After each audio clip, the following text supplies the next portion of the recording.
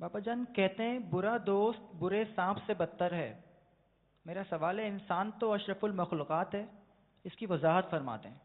یہاں مثال وہ سانپ سے مراد وہ ڈسنے والا سانپ نہیں ہے۔ ڈسنے والا سانپ تو وہ شہادت کا رتبہ دلاتا ہے، پتہ ہے آپ کو؟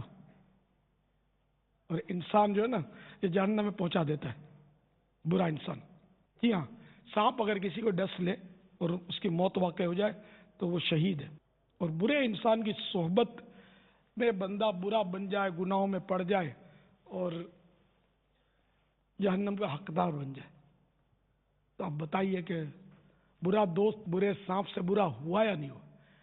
اور یہ تو اپنے مولانا رومی رحمۃ اللہ تعالیٰ لکھا نا، یار بد بدترز مارے بد، برا دوست برے سانپ سے بدتر ہے، سے برا ہی نہیں ہے، برا ترین ہے، بہت زیادہ برا ہے۔ تو سگے مدینہ کہنا کیسا، یہ مکتبۃ المدینہ کا رسالہ ہے، یہ لیجیے آپ، اس کو پڑھیے، بہت سارے وسوسے امید ہے اس طرح کے کٹ جائیں گے۔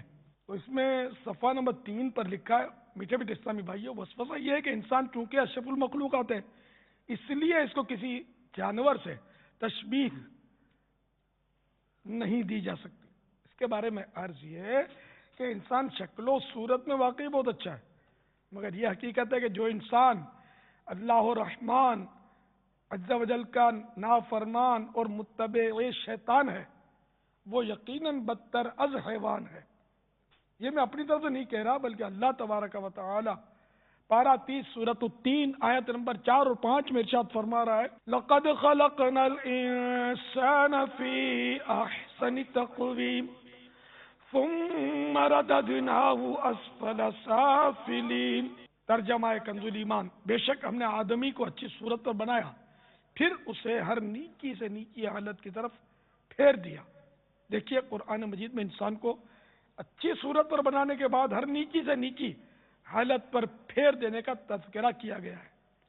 مفسر شہیر حکیم الامت حضرت مفتی احمد یار خان علیہ رحمۃ الحنان آیت نمبر 4 میں انسان کی اچھی صورت اور جسمانی خوبیوں کا تذکرہ کرنے کے بعد آیت نمبر 5 کے تحت فرماتے ہیں، یعنی انسان نے مذکورہ نعمتوں کی قدر نہ کی اور کفر و بدعملی اختیار کی، تو ہم نے اسے جانوروں سے بدتر، کیڑوں مکوڑوں بلکہ گندگیوں سے بھی کم تر کر دیا کہ اس کا ٹھکانہ دوزخ قرار دیا۔ معلوم ہوا کہ کافر بظاہر انسان نظر آنے کے باوجود جانور سے بدتر ہے۔ انسان جہنم میں تو جائیں گے نا جانے والے بد نصیب، ہر کافر جہنم میں جائے گا، کچھ گناہگار بھی معاذ اللہ جہنم میں داخل ہوں گے۔ کیا آپ یہ بتا سکتے ہیں کوئی سانپ بھی جہنم میں جائے گا عذاب پانے کے لیے؟ نہیں بتا سکتے نا۔ تو جو جہنمی ہیں سانپ ان سے بہتر ہوا نا، مسئلہ حل ہو گیا نا اپنا۔ واللہ تعالی اعلم ورسولہ اعلم عز و جل وصلی اللہ تعالی علیہ وآلہ وسلم۔ صلو علی الحبیب صلی اللہ تعالی علی